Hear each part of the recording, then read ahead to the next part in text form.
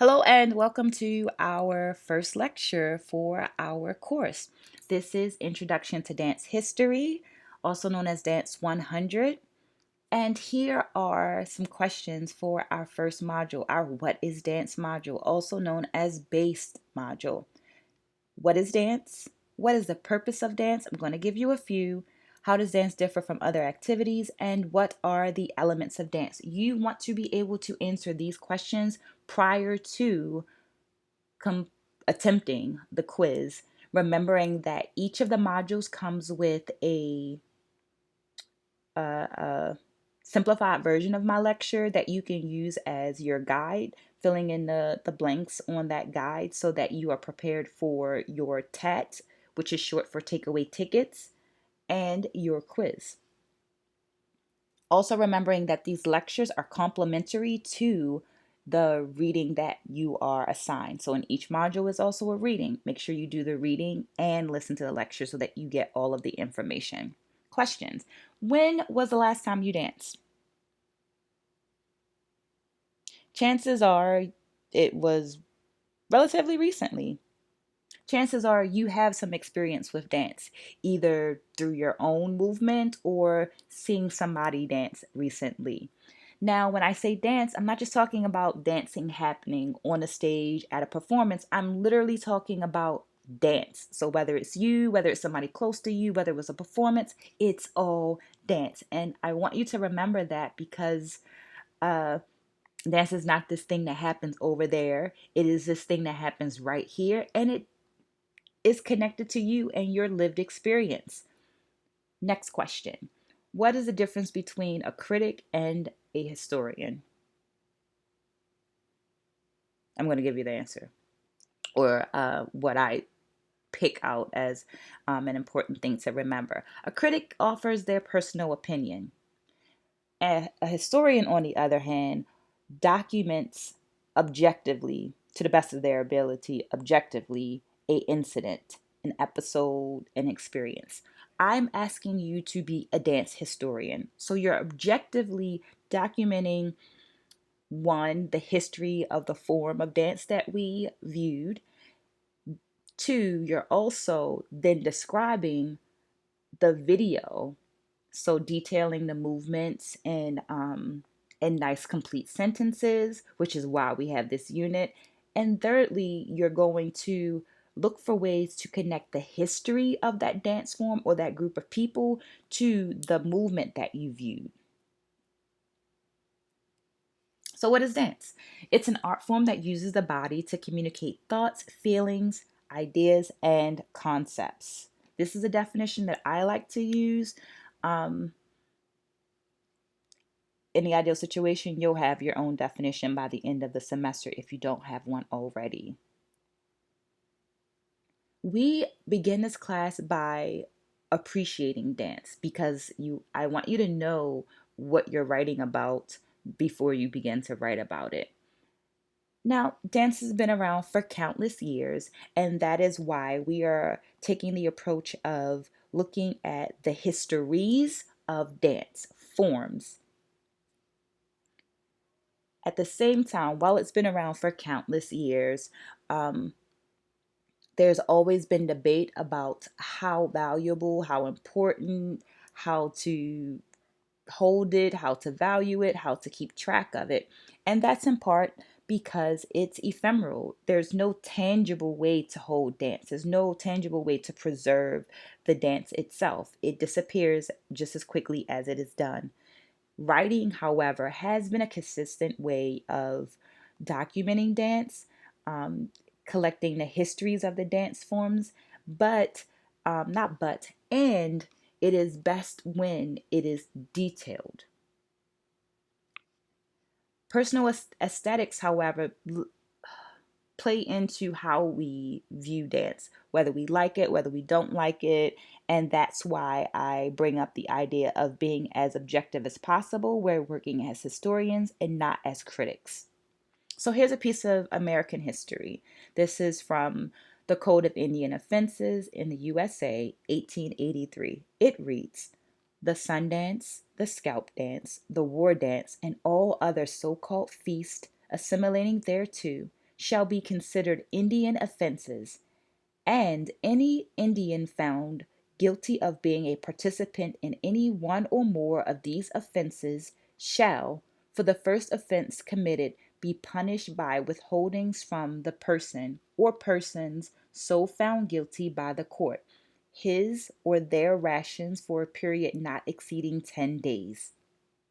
And if found guilty of any subsequent offenses under this rule, shall by punished by withholding his or their rations for a period not less than 15 days, no more than 30 days, or by incarceration in the agency prison for a period not exceeding 30 days.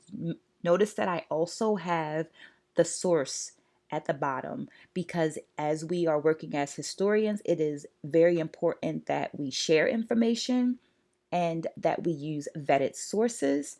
So anytime you offer new information, please offer those resources. You're going to be asked to provide where that information came from. So I wanted to showcase that or demonstrate that.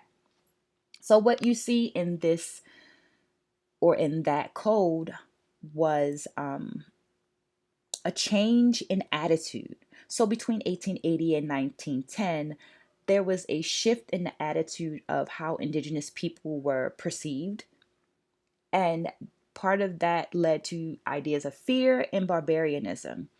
There was a fear that those dance forms were prelude to war. So war can be a scary thing, but also there was a belief that these dance forms were opposite of the Christian beliefs of the European colonists and therefore seemed as heathen and not appropriate and so forth. Now, as my youngest son goes into being very clear about the connotation versus the denotation of a word. So when we're looking at something like heathen, just being very clear of the meaning of the word and how it relates to what was going on in that time and in that space. Some nations hid their dances by lying to officials about their functions and so forth because, as the code stated, performing those dances would mean that your food rations or whatever and other rations could be taken. This ban lasted until about the 1930s, but some of these dance forms were lost. Some of the languages were lost during this time also, so it affected the moving forward. Bodies, stories, and attitudes.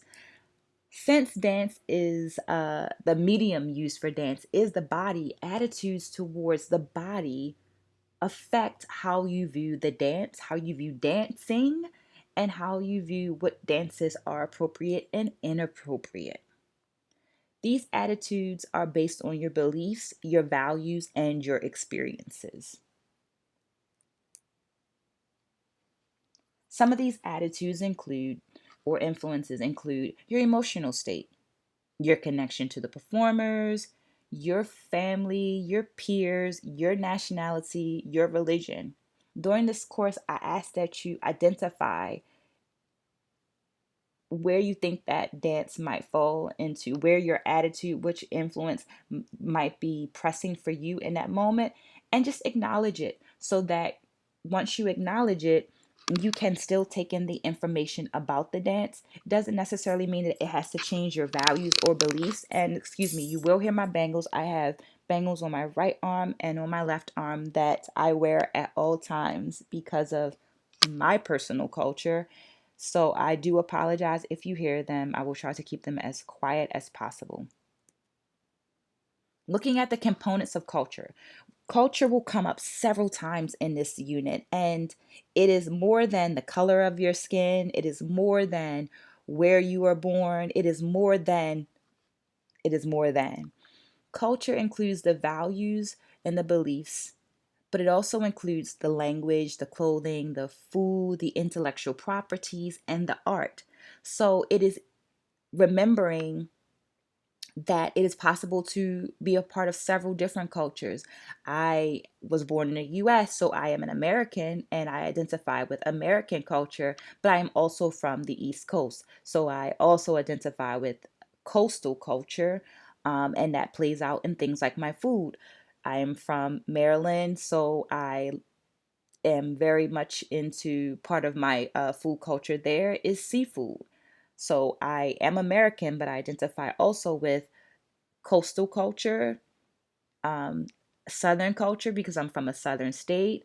I identify with African American culture because I am African American, but I also identify with Indigenous culture. I also identify with Ball State culture because I am now here as a professor and a part of Ball State. I'm going to go back to properties and art and I want you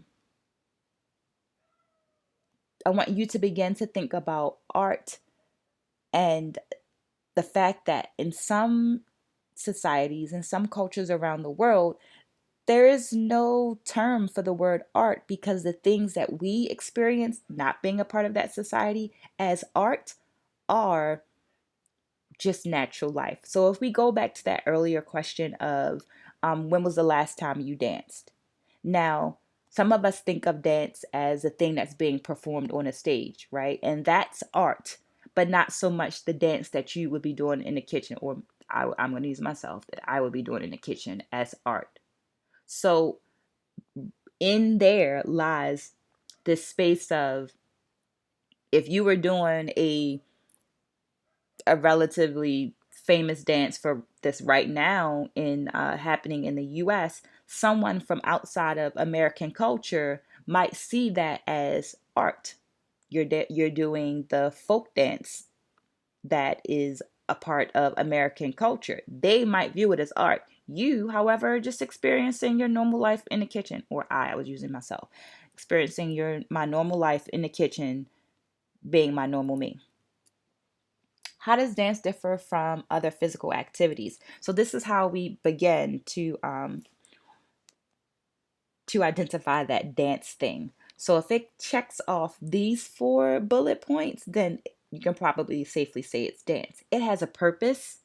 It has intentional rhythm. I'm gonna say that again. It has intentional rhythm. So when we're describing dance, you're not going to say it's rhythmic because we know it's rhythmic. That's why it was dance. So that's already known. Dance contains culturally patterned sequences. So notice the use of cultural in that definition. All dances are cultural. That's just a thing. Where they come from different cultures, but all dances have a culture. Um, Dance has extraordinary nonverbal movement, which has value in and of itself. So the dance in and of itself is valuable. Here are some possible functions. This is not an exhaustive list, but here are some functions of dance slash purposes. It tells a story. It showcases a particular skill. It offers insight. It entertains. It educates. It explores an idea. It offers healing. It gives praises and it commemorates. This is not an exhaustive list. You might have more. What is dance made up of? So here's where we get into the elements of dance. So I am a foodie, so I'm going to use a food analogy right here. When I think of base, I think of those components, those ingredients that make up the thing. So if I'm thinking of cake, what ingredients do I need in my cake? That's how I think of the elements. The elements of dance, those components, those ingredients in dance. The body, and that body part is going to perform an action. That action is going to happen in somewhere in space. It's going to be performed at a time or a tempo, and it's going to have an effort applied to it. So body, action, space, time, and effort are the elements of dance. The body is an amazing instrument. And when we are looking at based, it's kind of like the now of your sentence. Which body part is performing the movement? Here's a list of body parts: heads, eyes, lips, cheeks, ears, face, and so forth. When you're describing the movement, as we're creating these base lists, you want to give that body part. You want to tell which body part was moving. Now you're going to tell the action. So that body part performed an action. Which action did it perform? Well, it could be a locomotor movement, which helps you travel through space, examples like leaping and running. But it could also be a non-locomotor movement like clapping, stomping, and so forth. Notice that they are both movements, which means that you are moving whether you're traveling through space or not traveling through space. So, if you're looking at the word, notice that both words contain the base move. Move. So, we are differentiating between whether the movement travels, locomotor, through space, or does not travel through space. But we can also perform axial movements. And axial movements are movements that create shapes. And those are things like bending, twisting, carving. Your action would be, if we use that literary example again, your action would be the verb of the sentence. So the hands clap, right? Body part, hands, action, clapping.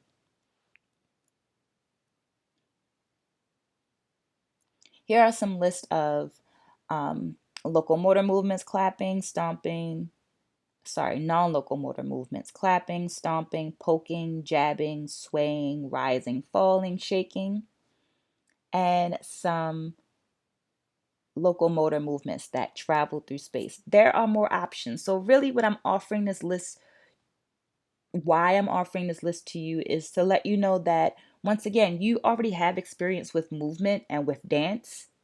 And this experience is more about broadening that, expanding on what you have. So you don't need to know the air quote ballet term or modern term or whatever dance form term. You can say something like they were sliding, they skipped, they walked. You have vocabulary that you can already begin to borrow from.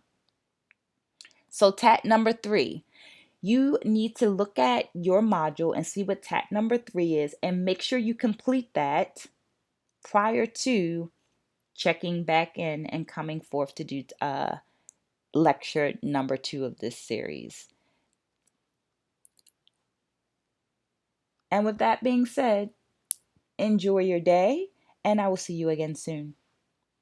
Or you'll hear from me again soon, rather.